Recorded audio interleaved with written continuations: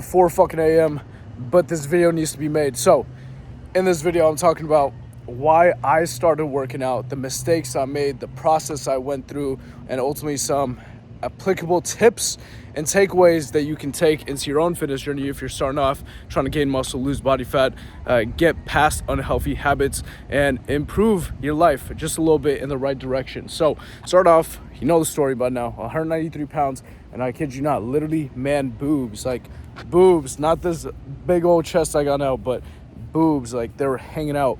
Love handles, you know when you sit down and your gut kind of hangs over your stomach and then to the sides as well. I had that too, fucking disgusting.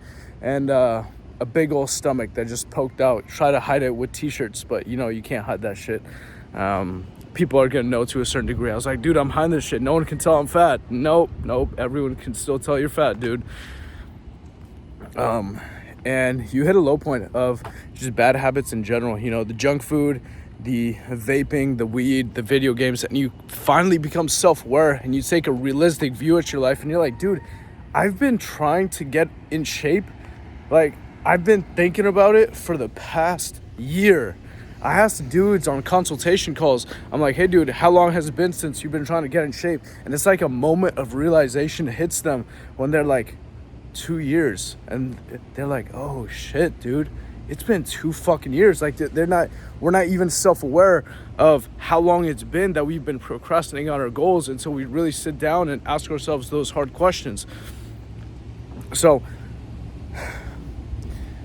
I was thinking about it for quite some time, and ultimately you just hit a low point. Tony Robbins says when the pain for staying the same is greater than the pain for change, that's when people change, because nobody likes changing. Nobody likes changing up their routine. We love our routine. We love staying the same.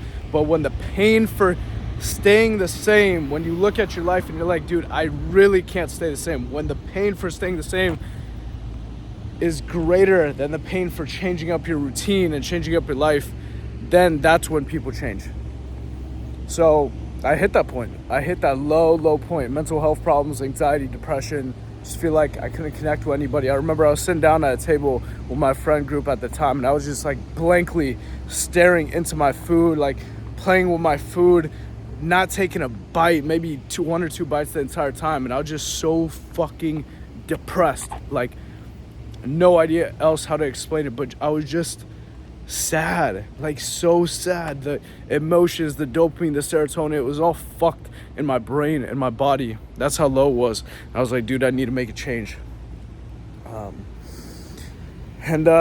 So I started working out, started heading in the right direction, tried quitting vaping, tried quitting weed, tried quitting Pornhub, tried quitting fast food, all this jazz. And it wasn't fucking perfect, man. It was not fucking perfect. There were a lot of ups and downs and days where, you know, I would do good for 5 days and then reset all my progress on Saturday and Sunday. Do good for 2 weeks and then reset all my progress. There's a lot of fucking ups and downs, man. Your fitness journey is not going to go like this. You know, it's not going to go straight up. It's going to go like up and then down, up and then down. You're going to take a break for a little while. It's going to plateau, then go down and then go back up. But if you look at it span out over years, you see at the overall trajectory, the line is going to be up. A lot of ups and downs, man. Had to overcome binge eating, had to separate myself from a friend group at that time who, you know, I went to high school with. I love them to death, but we were all doing the same habits, man. It's hard to change up your habits when you go hang out with your friends, and we're all doing the same thing, you know, vaping, smoking weed, eating fast food, all that jazz. So had to separate myself a little bit. It was lonely for quite some fucking time, man. But I went through that process, and also one of the big motivations was women too. I was did not have a very abundant dating life at that time. I was not very attractive to women. I didn't have a lot of success when it came to women for like the first 19, 20, 21 years of my life. I had no idea what the fuck I was doing. Sex life was trash. Dating life was trash. Confidence when it came to women in general was fucking trash. And I was like, okay, well, I need to build muscle and I need to lose body fat. I need to get on a routine. Otherwise, I'm just going to spend my entire life in this low point. And I can't fucking have that, dude. Can't be 80 years old, sitting in my rocking chair, thinking about what could have been, but I never took action towards it. So, went through that process, went through the dirty bulks, the fast cuts, the months where I felt like I wasn't making any progress, and what ultimately came down to the other side, to 157 pounds on my leanest. The face chiseled out a little bit, the beard grew in a little bit more. I started fitting better into t-shirts, started getting choosing signals from women. Got a big old garbage truck heading down. I started getting choosing signals from women. And yeah, everything, it seems normal now, but everything started changing little by little. You start noticing it, you're like, oh shit. You know, people talk to me with a little more respect. People hold eye contact with me a little bit more. It's like people value what I have to say, because you just naturally become a little more confident in yourself. When you fit better into a t-shirt, people just naturally have that instinction, like, okay, dude can handle his shit. Dude's in shape. Dude can stay disciplined for a set period of time. Dude can stay consistent towards his goal for a set period of time. There's that natural respect that you have for a dude that's in fucking shape. That natural respect is gone. It's like whenever someone's fat or overweight, you do lose a little bit of respect for that guy, just to a certain degree. It's nothing you mention in a conversation, nothing that you don't take seriously. There's plenty of successful people that are still overweight, but to a certain degree, when someone's in shape and fucking jacked and looks good in a t-shirt, you're like, okay, fuck, dude. That dude can handle his shit. And I'm sure the same thing goes on inside a woman's brain when they're, you know, assessing a dude.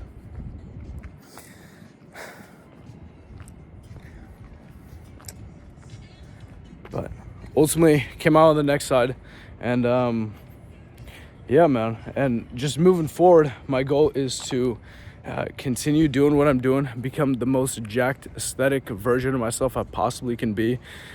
Do that for like 2-3 years in our bulking and cut cycle, and just become as strong as fuck, muscular as fuck, lean as fuck, and look as good as possible. Basically just set myself up, because I'm 24 right now. Set myself up by the time I'm 30, I got a decent amount of muscle mass. So if testosterone gets lower, if life gets harder, family gets in the way, you know, after 30, you know, your bone mineral density, your muscle mass, your testosterone, they kind of start trickling down a little bit, especially if you don't work out, right? But if you build up this nice base during your 20s, you know, early 30s going into your 40s, if you build up this nice base and then you continue little by little with like a 2-day, 3-day workout routine just to maintain that, dude, you're setting yourself up for a crazy amount of health, longevity, but also just confidence going into your older years when everyone else is complaining, oh, I got a dad bod, you know, life is hard, I got a family, I got kids, I can't make time for the gym. You're like, what the fuck, dude? You already got the habits built up, the consistency, the discipline. It's just regular life to you at that point. So that's the goal right now, man. Is just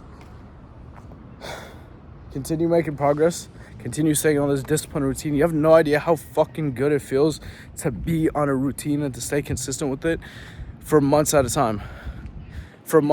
Like having a routine and just staying consistent, you start thinking different. You start being more proud of yourself instead of having like a few weeks on, a few weeks off.